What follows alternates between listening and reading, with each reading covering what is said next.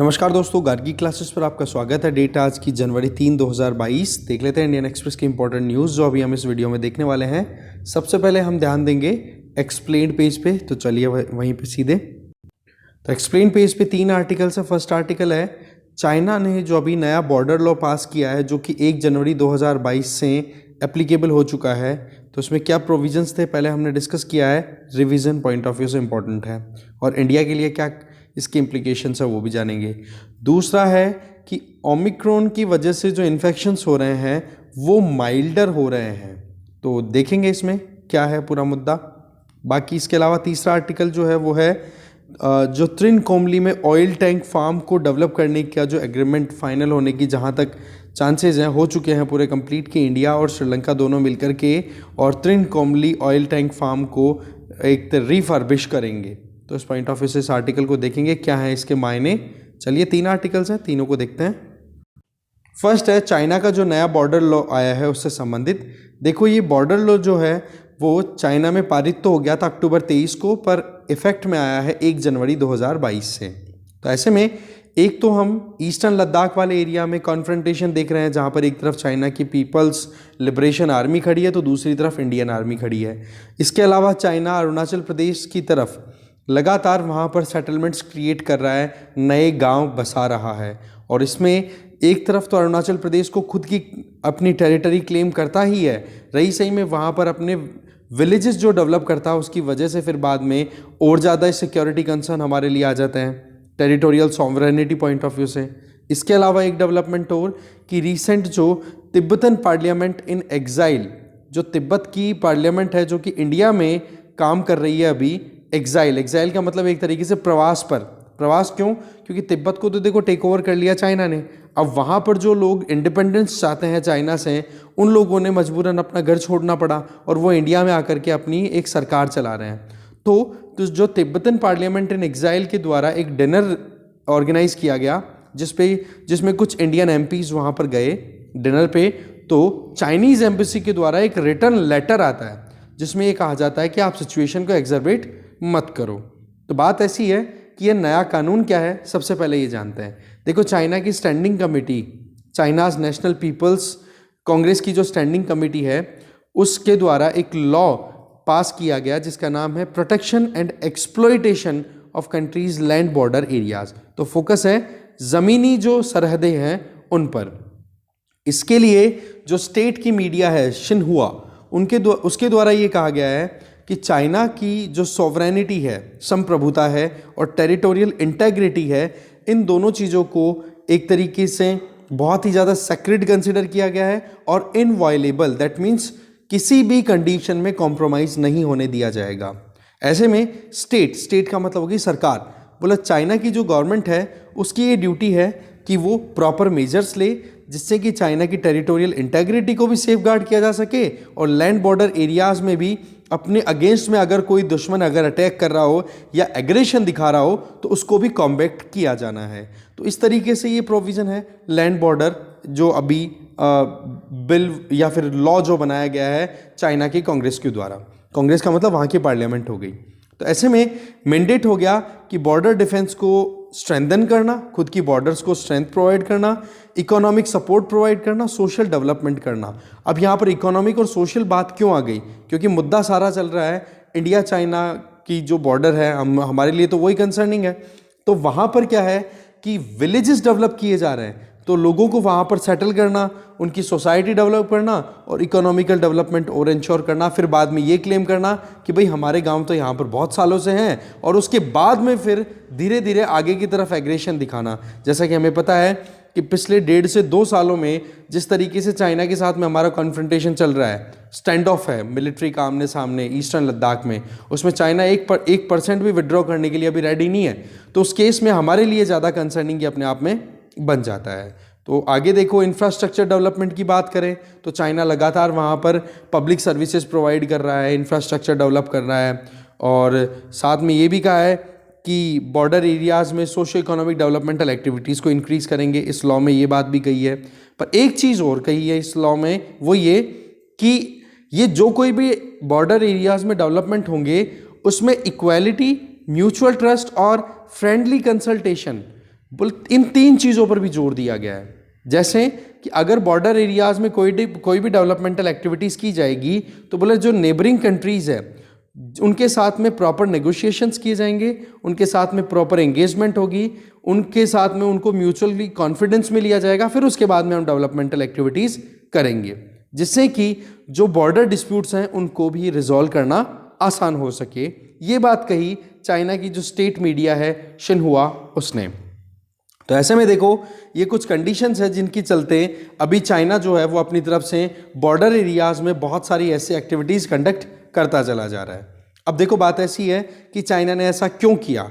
तो बेसिकली एक स्कॉलर हैं अमेरिका में जिनका नाम है शुशियान लू, ठीक है, उनका ये कहना है कि चाइना ने जो कुछ भी किया है उसके पीछे कुछ आर्ग्यूमेंट्स हैं मेरे।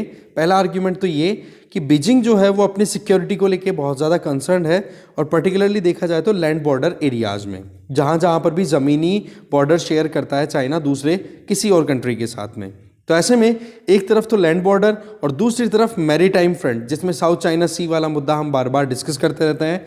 ईस्ट चाइना सी भी जापान जैसे, साउथ कोरिया जैसे कंट्रीज़ के साथ में बराबर टेंशन में चल रहा है।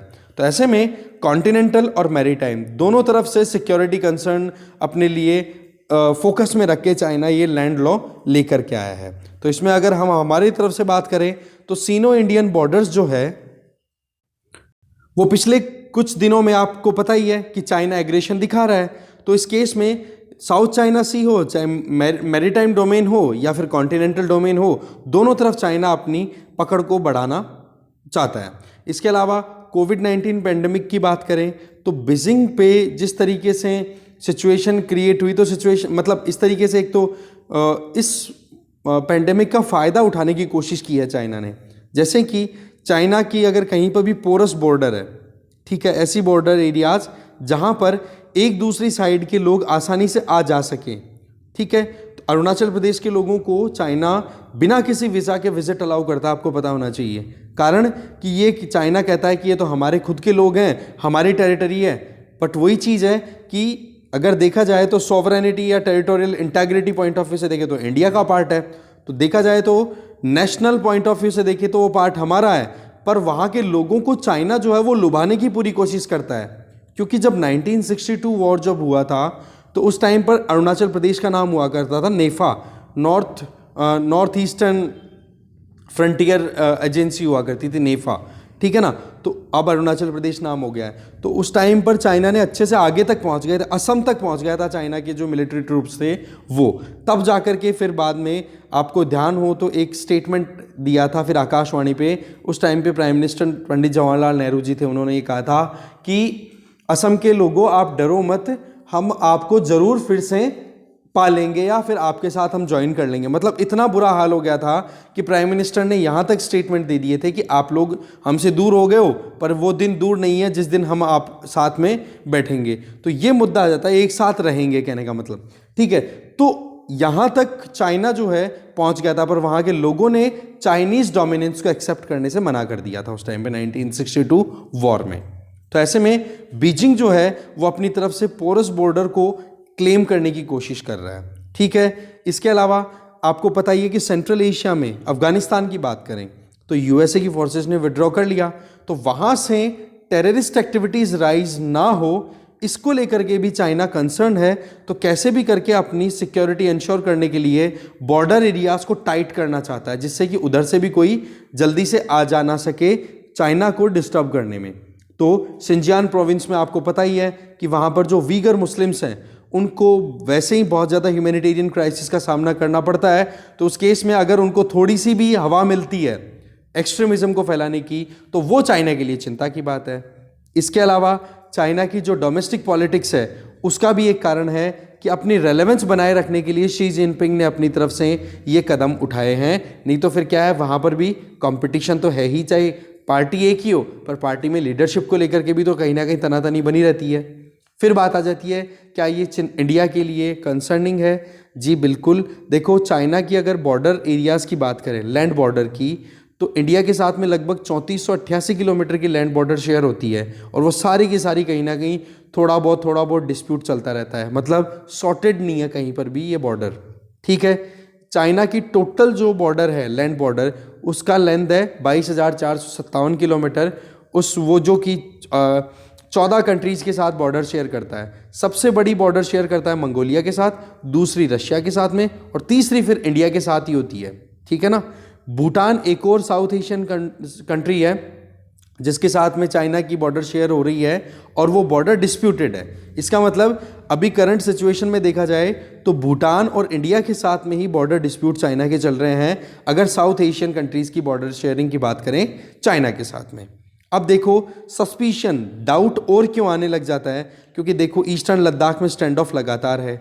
इंडिया अपनी तरफ से पूरी कोशिश कर रहा है कि वहाँ से डिसएंगेजमेंट किया जाए, बट अक्टूबर से लेकर अभी तक कोई बातचीत चाइना ने नहीं की है। और जो पेट्रोलिंग पॉइंट है 15 हॉट स्प्रिंग वाले एरिया में, वहाँ से डिसएंगेज करने के लिए चाइना बिल्कुल भी रेडी नहीं हो रहा है। इसके अलावा जो पहले ट्रेडिशनल पेट्रोलिंग पॉइंट्स थे जहाँ पर हमारे मिलिट्री पर्सनल जो थे वो जा सकते थे, उनमें patrolling point 10, patrolling point 11, 11A, 12, patrolling point 13, Depsang plain वाले एरिया में, वहाँ पर अब चाइनीज़ ट्रूप्स जो हैं वो इंडियन ट्रूप्स को अलाउ ही नहीं कर रहे हैं। तो इस केस में देखो कि प्रीवियस जो मीटिंग्स हुई है ना कमांडर लेवल की, उनमें तो कहीं ना कहीं कोई जॉइंट स्टेटमेंट तो रिलीज हो रहे थे, अब की बार तो जॉइंट स्टेटमेंट भी रिलीज नहीं हो रहे हैं। इसका मतलब टेंशंस और कंसर्न तो हमारे लिए है।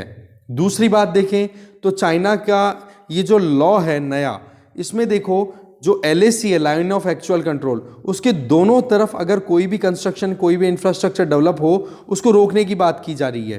बट दूसरी तरफ देखो तो इंडिया और चाइना दोनों स्पीड से नए रोड, नए ब्रिज, बहुत जल्दी फैसिलिटीज़ डेवलप कर रहे हैं। और चाइना ने तो वैसे ऑब्जेक्ट भी किया है कि इंडिया जो भी डेवलपमेंटल एक्टिविटीज़ कर रहा है उनको लेकर के, पर बात क्या है कि हम भी क्या है, ऐसे थोड़े ना, हम भी तो हमारी सिक्योरिटी इंश्योर करेंगे ही। फिर बात आ जाती है कि इसका इंडिया चाइना रिलेशन पर क्या इम्पैक्ट आएगा। देखो इस पर ओपिनियन एक्सपर्ट्स के डिवाइडेड हैं। कुछ एक्सपर्ट्स का तो ये कहना है कि बोले चाइना का ये इंटरनल मुद्दा है, इस तरीके के लॉज तो हर कोई कंट्री अपनी बॉर्डर्स को सेफ करने के लिए बनाता है। दूसरी तरफ इंडिया के लिए कंसर्निंग इसलिए है क्योंकि हम ऑलरेडी बहुत सारे डिस्प्यूट्स में उलझे हुए हैं चाइना के साथ में, जो लैंड बॉर्डर डिस्प्यूट्स हैं उनको लेकर के। तो बोला चाइना की एग्रेशन ऑलरेडी हम देख रहे हैं, तो इसमें यहाँ पर ये लॉ जो है वो वही बात है कि आग में घी का काम कर देगी। तो इस तरीके से एक्सपर्ट्स के अपने अपने ओपिनियन डिवाइडेड हैं, ठीक है। इसके अलावा सिक्किम वाले एरिया में जब भूटान का जो एरिया था, डोकलाम वाला इशू हुआ था, ठीक है, सिक्किम भूटान चुम्बी वैली में तिब्बत से होते हुए चाइना ने एग्रेशन दिखाने की कोशिश की 2017 में। इसी तरीके से अरुणाचल प्रदेश वाले एरिया में वहाँ पर गांव डेवलप किए जा रहे हैं, और उन गांवों को डेवलप करके फिर बाद में चाइना अपनी क्लेम करनी शुरू कर देगा। तो ये सिचुएशन है कि भाई कंसर्निंग भी है और इंटरनल भी है। तो ये डिवाइडेड ओपिनियन आ रहे हैं एक्सपर्ट्स के, ठीक है। बाकी तो देखो टाइम बताएगा, पर हाँ हमें इस चीज़ को पोलाइटली या इग्नोर करने की चीज़ नहीं है, हमें भी अपनी तरफ से बिल्कुल रेडी रहने की ज़रूरत है कि हाँ वाकई में हम भी कुछ ऐसी डेवलपमेंटल एक्टिविटीज़ को कंटिन्यू करें, और उस तरफ कहीं ना कहीं हम आगे भी बढ़ रहे हैं, ठीक है। आगे चलते हैं। नेक्स्ट आर्टिकल स्टार्ट करने से पहले हम एक मैप देखेंगे। इसमें आप देख सकते हो त्रिनकोमली, यहाँ पर है ये पोर्ट, इसको डेवलप करने की बात की जा रही है। यहाँ पर जो ऑयल फैसिलिटी है उसको डेवलप करने की बात की जा रही है। तो इधर आप देख सकते हो बे ऑफ बंगाल, इधर है पाक बे, और ये है पाक स्ट्रेट। पाक स्ट्रेट इधर गल्फ ऑफ मन्नार और बे ऑफ बंगाल को ज्वाइन करती है। दूसरा, पाक स्ट्रेट इंडिया और श्रीलंका को सेपरेट भी करती है।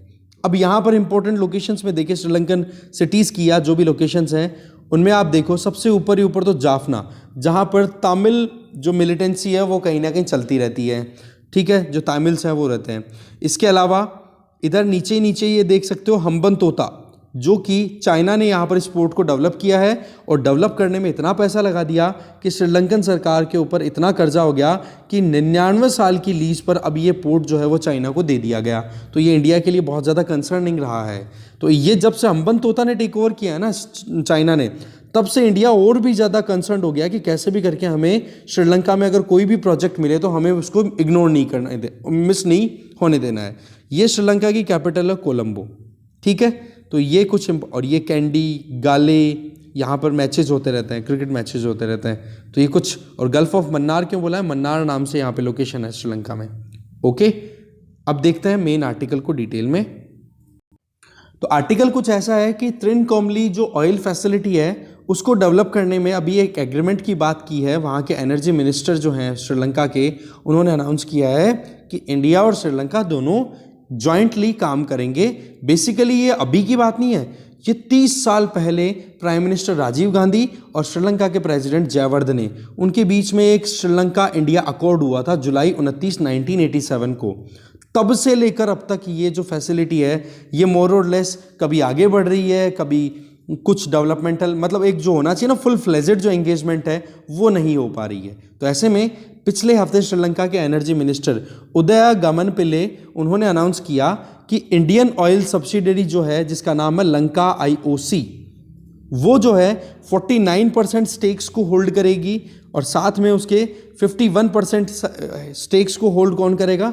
सिलोन पेट्रोलियम कॉरपोरेशन, जो कि श्रीलंकन गवर्नमेंट की एजेंसी है। तो इंडिया की तरफ से तो लंका आईओसी हो गया और श्रीलंका की तरफ से हो गया सिलोन पेट्रोलियम कॉरपोरेशन, जिसके पास में 51% शेयर्स होंगे। तो इसका मतलब ऑनरशिप किसके पास रहेगी? श्रीलंका के पास में। और ये एक जॉइंट डेवलपमेंटल प्रोजेक्ट होगा जिसका नाम रहेगा त्रिनकोमली ऑयल टैंक फार्म। ठीक है जी। अब इसमें अलग अलग कंपनीज पार्टिसिपेट करेंगी। टोटल 99 टैंक्स है, उसमें 61 टैंक्स को रिफर्बिश करने का काम है, जिसमें ये दोनों मिलकर के काम करेंगे। एक तो सीपीसी होगी, सिलोन पेट्रोलियम कॉरपोरेशन, और एक लंका आईओसी जो कि इंडिया की तरफ से कंट्रीब्यूट करेगी। इसमें टोटल 3 एग्रीमेंट्स होंगे। अब देखो बात ऐसी है, ये एग्रीमेंट कोई अभी का नहीं है, ये एग्रीमेंट 35 साल पुराना है, 30 से 35 साल पुराना, जिसमें आप देख सकते हो इंडिया और श्रीलंका ने, जब हमारे प्राइम मिनिस्टर हुआ करते थे राजीव गांधी जी और उधर से हुआ करते थे जयवर्धने, उनके बीच में ये 29 जुलाई 1987 को ये एग्रीमेंट हुआ था कि एक इंडिया श्रीलंका एग्रीमेंट का पार्ट था, एनेक्चर था कि हाँ एक टैंक फार्म होगा, उसको डेवलप किया जाएगा दोनों कंट्रीज को साथ में मिलके। फिर टाइम बीतता है, फिर टाइम बीतने में एक तरीके से डिस्प्यूट्स होने लग जाते हैं, दोनों कंट्रीज के बीच में रिलेशन अच्छे रहते नहीं हैं। ऐसे में पर जब ये 1987 में एग्रीमेंट साइन हुआ था, उसके बाद में ये डॉर्मेंट रहा, इस पर कोई एक्टिविटीज़ नहीं हुई। फिर नॉर्वे ने ब्रोकर किया कि एक सीज फायर एक तरीके से हॉल्ट हुआ। वजह क्या थी आपको पता है कि श्रीलंका में सिविल वॉर चल रहा था उस टाइम पे, तो इस वजह से ज़्यादा कोई बातचीत हो नहीं पाई थी। और इंडिया को लेकर के, और इंडिया के जो तमिल्स थे उन्होंने श्रीलंकन तमिल्स को बहुत ज़्यादा प्रमोशन भी दिया, तो सपोर्ट भी दिया। तो उस केस में दोनों कंट्रीज़ के रिलेशन इतने अच्छे भी नहीं रहे थे, ठीक है ना। फिर यूएसए ने भी अपनी तरफ से अफ़गानिस्तान में जब अपना ऑपरेशन कंडक्ट कर रहा था, तो उस टाइम पर यूएसए ने भी कोशिशें की थी कि जो त्रिनकोमली हार्बर है, ये पोर्ट है, इसको टेक ओवर कर लिया जाए, जिससे कि वहाँ से अपने प्लेन्स को या फिर जो भी ऑपरेशन कंडक्ट करने हो उनकी फ्यूलिंग करनी पॉसिबल हो सके। ऐसे में इंडिया के हाई कमिश्नर गोपाल कृष्ण गांधी, वो उस टाइम पर देखो जाते हैं वहाँ पर श्रीलंका में विजिट करने, और वो अपने आप में एक चीज़ जो थी वो बहुत ज़्यादा हाईलाइटेड थी। फिर श्रीलंका के लिए लंका आईओसी ये फॉर्म की गई 2003 के लगभग, ठीक है। फिर इसमें इसका मेन काम था रिटेल का काम, जैसे पेट्रोल पंप और ये होता है ना, पेट्रोल पंप खोल लिए इन्होंने, और 35 साल के लिए इनको लीज पे स्टोरेज फैसिलिटी दे दी गई थी त्रिनकोमली में, और रेंटल था एनुअली $1 लाख। इसके ऊपर ये एग्रीमेंट हो गया। फिर देखो अभी जो है ये श्रीलंका में त्रिनकोमली फैसिलिटी है, इसमें देखो सीपीसी जो कि श्रीलंका की तरफ से है, लंका आईओसी ये इंडिया की तरफ से, और श्रीलंकन गवर्नमेंट खुद हो गई। ये तीनों मिलकर के, तीनों स्टेक होल्डर्स हैं, वो काम करने के लिए एग्री हुए 2003 में। फिर देखो आगे बात बढ़ती है, 2004 तक पहुँचते पहुँचते पॉलिटिकल इक्वेशन श्रीलंका में चेंज होती है, और फिर पोस्टपोन होता चला गया, और महिंदा राजपक्षे जो अभी वहाँ पर प्रधानमंत्री हैं, वो वहाँ के प्रेसिडेंट बनते हैं, उन्होंने कोई हेल्प नहीं की इस एग्रीमेंट को आगे बढ़ने में। फिर थोड़ा टाइम बीतता है, और 2010 आते आते जब चाइना ने हम्बनतोता को टेक ओवर कर लिया ना, जो मैंने अभी बताया था आपको जो हिस्ट्री, ठीक है, तब जाके इंडिया को ये समझ में आया कि चाइना यहाँ पर अपनी डोमिनेंस क्रिएट करता चला जाएगा, तो इंडियन ओशियन में जो इंडिया की जो अपनी पकड़ है वो वीक पड़ जाएगी, और कहीं ना कहीं सिक्योरिटी वाइज भी हमारे लिए हेडेक हो जाएगी। तब इंडिया ने डिसाइड किया कि भाई हमें कैसे भी करके त्रिनकोमली वाला ये जो प्रोजेक्ट है इसको हाथ से नहीं जाने देना है। फिर देखो 2015 में हमारे प्राइम मिनिस्टर नरेंद्र मोदी जी की श्रीलंका में विजिट भी होती है, तब जाके उन्होंने 2 पेट्रोलियम हब स्टैब्लिश करने की बात की त्रिनकोमली में, एक जॉइंट टास्क फोर्स भी कॉन्स्टिट्यूट करने की बात हुई थी उस टाइम पे।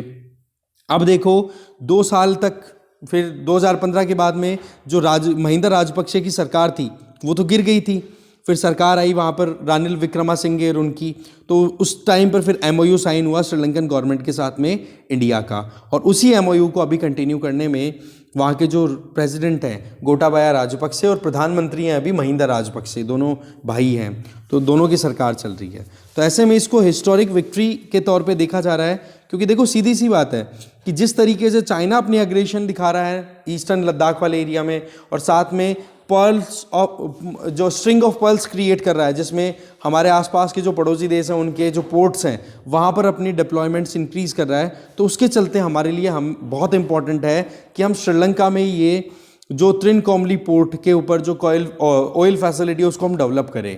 तो इस चीज़ के लिए देखो 2003 से हम कंटेस्ट कर रहे हैं और अल्टीमेटली अब जाकर के ये कहीं कुछ आउटकम निकलता हुआ दिखाई दे रहा है। फिर बात आती है श्रीलंका क्यों रेडी हुआ, भाई हाल खराब है श्रीलंकन इकोनॉमी के, कर्जा है, ब्याज देने के लिए $4.5 बिलियन डॉलर्स की रिक्वायरमेंट होती है हर साल, और उनके पास में अकाउंट में पड़ा कितना है, ओनली 1.6 बिलियन, फॉरेक्स कितना 1.6 बिलियन।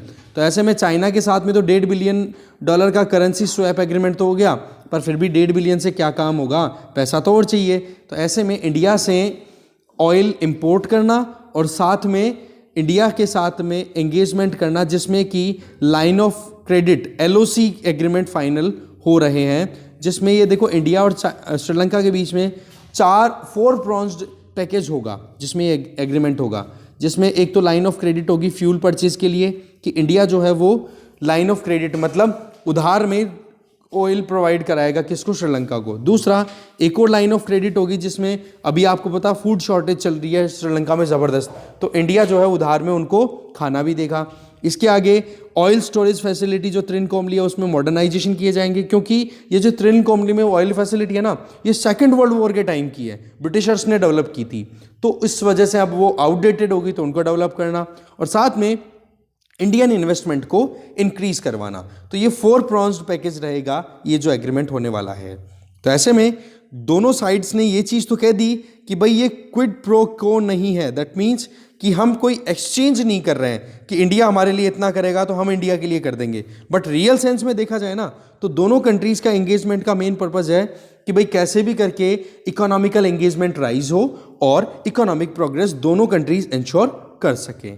त्रिनकोमली मैटर क्यों करता है, ये देखो आपको पता ही है, वर्ल्ड वॉर सेकेंड का ये ऑयल स्टोरेज फैसिलिटी है जहाँ पर 1 मिलियन टन तक स्टोर किया जा सकता है।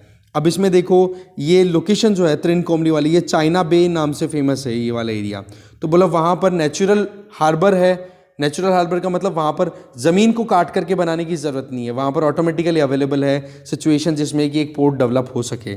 तो इंडिया भी है अपनी तरफ से अपनी डेवलपमेंटल एक्टिविटीज़ को बढ़ाना चाहता है, और अभी हमने मैप देखा कि चेन्नई से त्रिनकोमली की डिस्टेंस इतनी ज़्यादा भी नहीं है, तो इस केस में हम क्या कर सकते हैं, अपनी एंगेजमेंट्स को अपनी प्रेजेंस को बढ़ा सकते हैं। तो ऐसे में लगभग 24 टैंक्स जो होंगे उनको रिफर्बिश करने की शुरुआत जल्दी ही हो पाएगी। अब देखते हैं क्या होता है, कारण कि जो सिलोन पेट्रोलियम कॉरपोरेशन है ना श्रीलंका की, जो ये स्पेशल पर्पस व्हीकल जो तैयार किया गया है उनके सरकार के द्वारा, उसमें क्या है कि सर ये कैसे अफोर्ड करेगी इतने पैसे को, वो देखने वाली बात है। कारण इंडिया के पास तो पैसा है, फॉरेक्स है, पर श्रीलंका तो पहले से ही कितने परेशानियों में है। अब कहाँ से ये उधार लेके आएगी, CPC कैसे करेगी, क्योंकि जो कुछ भी काम होगा उसमें 51% शेयर्स ये होल्ड करने वाली है CPC। तो देखते हैं क्या होता है आगे। बाकी अभी श्रीलंका की हालत तो एकदम खस्ता है, आगे चलते हैं। फिर देखो ओमिक्रॉन से रिलेटेड ये जो आर्टिकल है इसमें ये बताया जा रहा है कि जिस तरीके से डेल्टा ने जो तबाही मचाई थी ना, बोला उतनी तबाही तो ओमिक्रॉन नहीं बचा रहा है। कारण कि अभी जो देखे गए एविडेंसेस, रिसर्च हुई है, सैंपल्स लिए गए हैं, तो इसमें डैमेजिंग जो इन्फेक्शन है वो बहुत कम हो रहा है। ज़्यादातर तो नाक में या जो थ्रोट है, गला है वहाँ, या फिर जो विंड पाइप है वहाँ तक इसका इन्फेक्शन है, लंग्स को डैमेज नहीं कर रहा। जबकि डेल्टा ने क्या किया था, लंग्स को डैमेज किया था। तो इस वजह से क्या है, कहीं ना कहीं ये इतना डैमेजिंग नहीं होने वाला है। और वैसे भी इसके केसेस तो देखो लगातार बढ़ रहे हैं, बट डेथ रेट है वो इतनी ज़्यादा नहीं आ रही है। दूसरी तरफ इंडिया में देखें तो ओमिक्रॉन के केसेस तो बढ़ रहे हैं, पर हॉस्पिटलाइजेशन के लिए मजबूर होकर जाना पड़े, एक कॉमन कोल्ड जो होती है हमारे नॉर्मल जुकाम होती है, उस तरीके के सिम्टम्स आ रहे हैं इसके। ठीक है, तो यही चीज़ बताई जा रही है। बोला हमने एक्सपेरिमेंट भी किए हैं चूहों पे, अलग अलग एनिमल्स पे, तो हमें ऐसा ही कुछ देखने को मिला। ठीक है, तो यही चीज़ बताई जा रही है मेनली। आगे चलते हैं। फिर देखो फ्रंट पेज पे एक न्यूज़ है कि जो नीट में कोटा की बात की गई थी सेंट्रल गवर्नमेंट के द्वारा कि भाई नीट के थ्रू जो एडमिशन्स होंगे एमबीबीएस कोर्स के लिए, तो उसमें 27% जो है रिजर्वेशन वो तो ओबीसीज के लिए रखेगी सरकार, सेंट्रल गवर्नमेंट, और 10% रखेगी इकोनॉमिकली वीकर सेक्शन के लिए।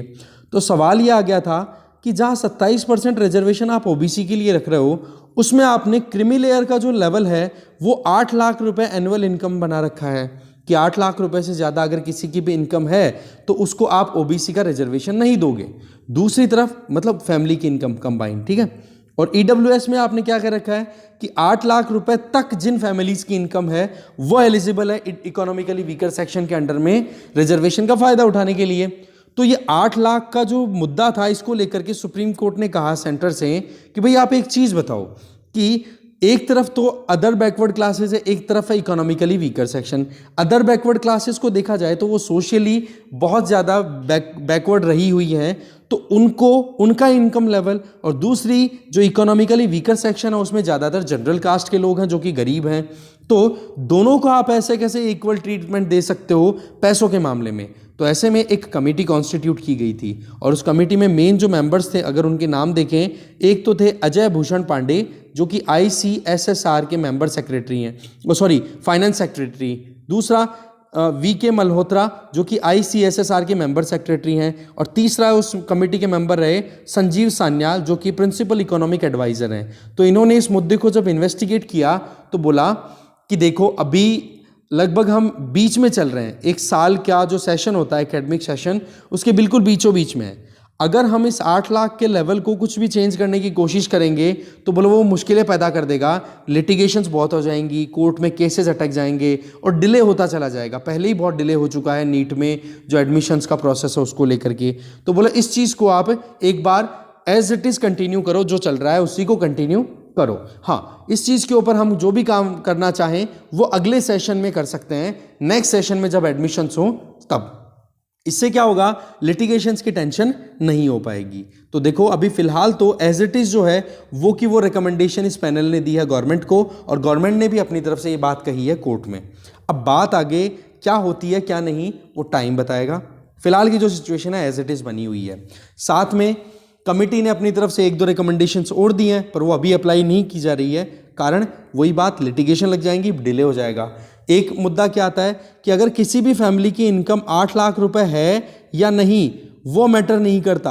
अगर उस फैमिली के पास में 5 हेक्टेयर से ज़्यादा अगर ज़मीन अवेलेबल है तो, एक बार देखते हैं, 5 एकड़ ज़मीन है, उससे ज़्यादा अगर एग्रीकल्चरल लैंड अगर किसी फैमिली के पास में है तो आप उसको इकोनॉमिकली वीकर सेक्शन मत कंसिडर करो, ऐसा प्रोविज़न किया हुआ है।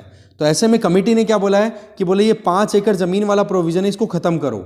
आप केवल इनकम लेवल के बेसिस पे डिसाइड करो कि इनकम कितनी है, रेजिडेंशियल प्लेसेस कितने क्या है, उसके हिसाब से आप कंसिडर करो। बाकी तो देखो अभी फ़िलहाल तो स्टेटस को एज इट इज़ मेंटेन करने की बात की जा रही है। बाकी सुप्रीम कोर्ट क्या डायरेक्शन देता है क्या नहीं वो आगे बताई जाएगी।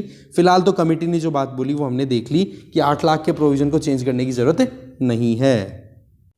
फिर देखो सुप्रीम कोर्ट ने कमेटी कॉन्स्टिट्यूट की है और उस कमेटी ने अपनी तरफ से स्टेटमेंट्स दिए हैं कि भाई आपको लगता है, किसी भी इंडिविजुअल को लगता है कि पेगासस स्पाईवेयर का उनके खिलाफ में यूज़ किया गया है, तो आप रैशनल्स के साथ में, आर्ग्यूमेंट्स के साथ में आओ और अपनी रिपोर्ट या अपने एक्सपीरियंस को शेयर करो कि आपको कैसे लगा कि पेगासस स्पाईवेयर जो कि इजराइल के NSO ग्रुप के द्वारा डेवलप किया हुआ है उसका यूज़ आपकी प्राइवेसी को ब्रीच करने के लिए किया गया है।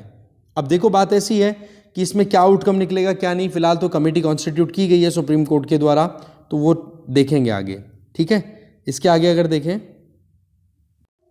और इस कमेटी को ऑब्जर्व कर रहे हैं जस्टिस रविंद्रन, ठीक है, ये बात आप ध्यान रखें। आगे चलते हैं। आगे देखो foreign contribution regulation act FCRA में जो अभी रिसेंट जो रजिस्ट्रेशन को रिन्यू करवाने का ये जो मुद्दा चल रहा था, उसमें देखो ऑक्सफैम जो है, ऑक्सफैम इंडिया, इस NGO ने भी अपने रिन्यूअल के लिए एप्लीकेशन नहीं डाली या फिर होम मिनिस्ट्री ने इसको रिन्यू नहीं किया इसके रजिस्ट्रेशन को। तो रिन्यूएबल नहीं होने के चक्कर में अब ऑक्सीजन सिलेंडर्स, वेंटिलेटर्स ये सप्लाई करने में बहुत मुश्किलें आएगी, क्योंकि ऑक्सफैम जैसे एनजीओज़ ने बहुत ज़्यादा कंट्रीब्यूशन दिया अपनी तरफ से जब कोविड की सेकंड फर्स्ट वेव का सामना हमने किया। तो देखा जाए तो ऑक्सफैम इंडिया में कब आया था? 1951 में, जब बिहार में उस टाइम पे ज़बरदस्त फैमीन आया था, अकाल पड़ा था एक तरीके से, ठीक है। फिर उसके बाद में ऑक्सफैम ने कंट्रीब्यूशन अपना दिया। अमूल की जो कोऑपरेटिव सेक्टर में डेयरी सेगमेंट में जो डेवलपमेंटल एक्टिविटीज़ हुई थी उसमें 1971 में जब ईस्ट पाकिस्तान से जो रिफ्यूजीज़ थे वो इंडिया में आए थे जान बचाते हुए, उस टाइम पर भी ऑक्सफैम ने बहुत ह्यूमैनिटेरियन असिस्टेंस प्रोवाइड की थी। कारगिल वॉर के टाइम पर भी बहुत हेल्प प्रोवाइड की थी। और साथ में जब सुनामी आई थी 2004 में, 26 दिसंबर 2004 में इंडियन ओशन में, उस टाइम पर भी बहुत हेल्प प्रोवाइड की थी ऑक्सफैम इंडिया ने। तो ये एक एनजीओ है, आप ये ज़रूर ध्यान रखें, ठीक है। तो ऐसे में एफसीआरए के लिए मैंने पहले बोला था, अभी तक आपने नहीं पढ़ा है तो एफसीआरए के बारे में एक बार ज़रूर पढ़ लेना, ठीक है। आगे चलते हैं। इकोनॉमी पेज पे हम ध्यान दें तो देखो, गवर्नमेंट के द्वारा एक बिल इंट्रोड्यूस करने की बात की जा रही है, और उस बिल को इंट्रोड्यूस करने से पहले अभी आरबीआई जैसे इंस्टीट्यूशन और एक्सपर्ट्स से ओपिनियन मांगे गए हैं। और इस बिल का नाम है एफआरडीआई बिल, जिसका फुल फॉर्म हो गया financial resolution and deposit insurance bill. देखो मुद्दा क्या है कि हमारे यहाँ पर कुछ बैंक्स और कुछ एनबीएफसीज जो हैं वो बर्बाद हुई हैं पिछले कुछ सालों में, ठीक है। अपनी सही तरीके की सिस्टम को ना कंडक्ट करने की वजह से उन्होंने मार्केट में उधार तो बहुत सारा दे दिया, पर खुद के पास पैसा रहा नहीं। अब देखो सीधी सी बात है, बैंकिंग सिस्टम में इन बैंकों के पास में, एनबीएफसीज के पास में पैसा आता कहाँ से है? डिपॉजिट करते हैं लोग, तभी तो। अब एक बात बताओ कि एक तरफ तो लोन दे करके इन्होंने अपनी तरफ से अपनी एक जिम्मेदारी तो पूरी कर दी, पर दूसरी तरफ जिन डिपॉजिटर्स ने इन बैंकों पे, एनबीएफसीज पे विश्वास दिखाया कि भाई आप हमारे पास, हमारा पैसा पड़ा है, इसको आप रखो और हमें इसके बदले में थोड़ा बहुत ब्याज दे दो। अब उस पैसे के लिए जो डिपॉजिटर्स ने कॉन्फिडेंस दिखाया, उन डिपॉजिटर्स के कॉन्फिडेंस को यहाँ पर अगर आप तोड़ोगे तो कितनी गलत बात हो गई। तो ऐसे में डिपॉजिटर्स को इंश्योर करना बहुत ज़्यादा ज़रूरी हो जाता है। तो इस केस में अभी तक क्या है कि आरबीआई बैंकों की परिस्थिति को सुधारने के लिए तो प्रॉम्प्ट करेक्टिव एक्शन फ्रेमवर्क के अंडर में बैंकों को टेक ओवर कर लेती है, और फिर बाद में अपने हिसाब से काम करवाती है कि जब तक उस बैंक की जो हालत है, हेल्थ है, वो ठीक नहीं होती, तब तक एफपीसीए फ्रेमवर्क के अंडर में आरबीआई अपने हिसाब से काम करवाती है। पर एनबीएफसीज के लिए ऐसा कोई प्रोविज़न नहीं है, क्योंकि रिसेंट जो आईएल&एफएस, रिलायंस कैपिटल, एसआरईआई इंफ्रास्ट्रक्चर, ये ऐसे एनबीएफसीज जो बड़ी बड़ी हैं, जो कि बर्बाद हुई हैं बहुत बुरे तरीके से, तो बोला इनको रेगुलेट करने के लिए हमारे पास में कोई लीगल बैकिंग नहीं है। इवन आरबीआई का जो ये प्रॉम्प्ट करेक्टिव एक्शन फ्रेमवर्क है, ये भी कहीं ना कहीं एग्जीक्यूटिव काम होता है, इसके लिए भी कोई कानून नहीं पारित है अभी तक। तो ऐसे में एक कानून बनवाना ज़रूरी हो जाता है, और उसी पॉइंट ऑफ व्यू से ये कानून अभी बनवाने की बातचीत चल रही है, जिसमें आरबीआई से कंसल्टेशन करेगी फाइनेंस मिनिस्ट्री। इसके आगे यहाँ पर आप देख सकते हो, जो इंडिया पे लिटिगेशन लगाई थी ग्वाटेमाला, ब्राज़ील, ऑस्ट्रेलिया ने डब्ल्यूटीओ में, कि जी इंडिया है वो शुगर एक्सपोर्ट को प्रमोट करने के लिए सब्सिडीज़ देता है। तो इंडिया पर डब्ल्यूटीओ ने क्या बोला कि भाई जल्दी से जल्दी इन सब्सिडीज़ को आप बंद करो। 120 दिन का टाइम दिया था, पर इंडिया ने अब क्या कर दिया, जो डिस्प्यूट सेटलमेंट पैनल है उसके सामने अपील कर दी कि भाई हम इस चीज़ से बिल्कुल भी कह सकते हैं ना कि हम बिल्कुल भी अग्री नहीं करते हैं, हम जो कुछ भी कर रहे हैं बहुत सोच समझ करके कर रहे हैं, सिचुएशन को देख करके। अब देखो आउटकम क्या निकलता है वो देखेंगे, बट आपके लिए टास्क आ गई है, डब्ल्यूटीओ की स्ट्रक्चर को आप एक बार यूपीएससी पॉइंट ऑफ व्यू से ज़रूर पढ़ोगे, ठीक है। ये स्पेशलाइज्ड एजेंसी है यूएन की, ओके। अब बाकी जो इंपॉर्टेंट न्यूज़ है उनको डिटेल में देखते हैं। सबसे पहली न्यूज़ है, स्पोर्ट्स पॉलिसी का ड्राफ्ट है वो डेवलप किया जा चुका है, जानेंगे इसमें क्या है, देखते हैं डिटेल में। अभी बात ऐसी है कि मिनिस्ट्री ऑफ सिविल एविएशन ने अपनी तरफ से एक ड्राफ्ट रिलीज किया है, नेशनल एयर स्पोर्ट्स पॉलिसी, मतलब हवा में खेले जाने वाले जो खेल हैं उनके लिए एक पॉलिसी का ड्राफ्ट तैयार किया गया है मिनिस्ट्री ऑफ सिविल एविएशन के द्वारा। इसमें देखो एयर स्पोर्ट्स को एक स्कोप प्रोवाइड करना, क्योंकि हमें पता है हमारी ज्योग्राफी है, कम नहीं है, बहुत बड़ा एक्सटेंशन है हमारे पास में। इसके अलावा टोपोग्राफी भी बहुत डाइवर्स है, कहीं पे माउंटेन्स है, कहीं प्लेट्यू हैं, कहीं प्लेन्स हैं, कहीं रिवर्स हैं और कहीं आसपास में ओशंस हैं। तो बोला क्यों ना हम इसको यूज़ करें, और वेदर कंडीशन भी फेवरेबल होती है बहुत बार, तो बोले क्यों ना इसको एक्सप्लॉइट किया जाए। तो ऐसे में ये जो ड्राफ्ट है NASP पॉलिसी का 2022 का, इसमें देखो एरोबेटिक, ठीक है, aero modelling, ballooning, drones, gliding, ठीक है, हैंग ग्लाइडिंग होगी, पैराग्लाइडिंग होगी, स्काई डाइविंग हो गई, इस तरीके के स्पोर्ट्स को प्रमोट करने के लिए ये नेशनल एयर स्पोर्ट्स पॉलिसी लाई जा रही है। इसके अंडर में एक एंटिटी, एक अम्ब्रेला एंटिटी कॉन्स्टिट्यूट की जाएगी जिसका नाम रहेगा air sports federation of India, ASFI, ठीक है, जो कि एपेक्स गवर्निंग बॉडी होगी इस पॉलिसी के अकॉर्डिंग। दूसरा, ये तो हो गई एपेक्स, अब इस एपेक्स के अंडर में भी तो कुछ दूसरी सब एंटिटीज होनी चाहिए जो कि ग्राउंड लेवल पे एक्टिविटीज को कंट्रोल कर सके, मैनेज कर सके। तो उसके लिए एसोसिएशन स्टैब्लिश की जाएगी हर एक स्पोर्ट के लिए अलग से। तो overall day to day activities को मेंटेन कौन करने वाला है, ये एसोसिएशंस, और ये एसोसिएशंस जो हैं वो सबऑर्डिनेट होगी किसके अंडर में, इस ASFI के अंडर में। ओके, इसके अलावा ये यहां पर रिपोर्टिंग भी टाइम टू टाइम देती रहेगी ASFI को, ठीक है। दूसरा, इंटरनेशनली अगर देखें तो ASFI जो है, जो अभी इस पॉलिसी के अंडर में स्टैब्लिश की जाएगी, वो FAI के हिसाब से काम करेगी। दैट मीन्स FAI की गाइडलाइंस को ध्यान में रखते हुए हमारे यहाँ पर जो एयर स्पोर्ट्स हैं उनको प्रमोट किया जाएगा। और FAI क्या है, फेडरेशन एरोनॉटिक इंटरनेशनल है, ठीक है, जिसका हेडक्वार्टर कहाँ पर है, ल्यूआसने, स्विट्जरलैंड में लोकेटेड है, जो कि वर्ल्ड की एयर स्पोर्ट्स को गवर्न करने वाली बॉडी है, ठीक है। तो इसके अंडर में ये ASFI है वो काम करेगी, ठीक है। इससे क्या होगा कि देखो स्पोर्ट्स का एक और कह सकते हैं ना, एक और स्कोप खुलेगा और हमारे यहाँ पर भी स्पोर्ट्स में पार्टिसिपेशन होगा, एयर स्पोर्ट्स में, ठीक है जी। स्कूल, कॉलेज, यूनिवर्सिटीज में भी कंपटीशन कंडक्ट कराने के लिए कैरिकुलम में ये चीज़ ऐड करवाई जाएगी। और आत्मनिर्भर भारत की हम बात कर रहे हैं तो उसी लाइन में एक और बूस्ट ये मिल जाएगा, ये चीज़ बताई जा रही है। इसके आगे अगर देखें तो यूरोपियन यूनियन ने एक बिल पारित कर लिया है, ड्राफ्ट प्लान तैयार हुआ है, बिल तो क्या, जिसमें यह है कि जो न्यूक्लियर पावर प्रोजेक्ट्स हैं उनमें क्यों ना ग्रीन इन्वेस्टमेंट किया जाए, जिससे कि कार्बन एमिशन मिनिमाइज किया जा सके। अभी तक बहुत सारे कंट्रीज जो थे वो ऑब्जेक्शन कर रहे थे यूरोपियन यूनियन के अंडर में, पर उन्होंने अल्टीमेटली एक कंसेंसस शो की है। कॉमर्शियल LPG गैसेज हैं वो थोड़ी सस्ती हुई है। अभी 19 किलोग्राम का जो सिलेंडर आता है वो 1734 रुपये में मिलना शुरू हो जाएगा, जबकि जो डोमेस्टिक हम घरों में यूज़ करते हैं वो अभी भी 900 रुपये के लगभग लग रहा है। बहुत महंगी हो गई भाई, ज़बरदस्त। ठीक है, USA ने 5G टेक्नोलॉजी को इम्प्लीमेंट होने से एक बार थोड़ा सा डिले करने के लिए बोला है। कारण कि बोला एविएशन सेक्टर में जो हम एयरक्राफ्ट और ये यूज़ करते हैं ना, बोला वहाँ पर जो इलेक्ट्रॉनिक्स है ना, इलेक्ट्रॉनिक इक्विपमेंट, वो उन्हीं फ्रीक्वेंसीज पे ऑपरेट कर रहे हैं जो कि 5G टेक्नोलॉजी आप यूज़ करने वाले हो। तो बोला ऐसे में तो इंटरफेरेंस आ जाएगा, तो प्लेन स्कोर इनको बहुत ज़्यादा प्रॉब्लम आ सकती है ना। तो इस केस में बोला थोड़े दिन रुको, हम पहले हमारा ये सिस्टम है उसको सेटल कर सके। इसमें क्या है, मेजर जो है वो C बैंड सर्विसेज, ये बैंड जो होते हैं वो स्पेक्ट्रम्स के हिसाब से, फ्रीक्वेंसी के हिसाब से सेटल किए हुए रहते हैं। तो आपके लिए एक छोटी सी टास्क है कि एक बार 5G टेक्नोलॉजी को UPSC पॉइंट ऑफ व्यू से जरूर देखो, जिससे कि आपको थोड़ा और डिटेल मिले। ठीक है, अभी देखो जो चीज़ें मैं बोल रहा हूँ ना कि हाँ जी आप ये देखो, ये कर लो, ये कर लो, ये चीज़ें मैं अवेल करने की पूरी कोशिश करूँगा, बट अभी फ़िलहाल मार्च तक आपको वेट करना होगा। ठीक है, इसके आगे अगर हम देखें तो ज़्यादा कुछ इंपॉर्टेंट न्यूज़ है नहीं, जो भी इंपॉर्टेंट था वो डिटेल में हमने देख लिया। कुछ बचा है तो सुबह न्यूज़पेपर मिल जाएगा, देख लेना। Okay, thank you very much for watching this video.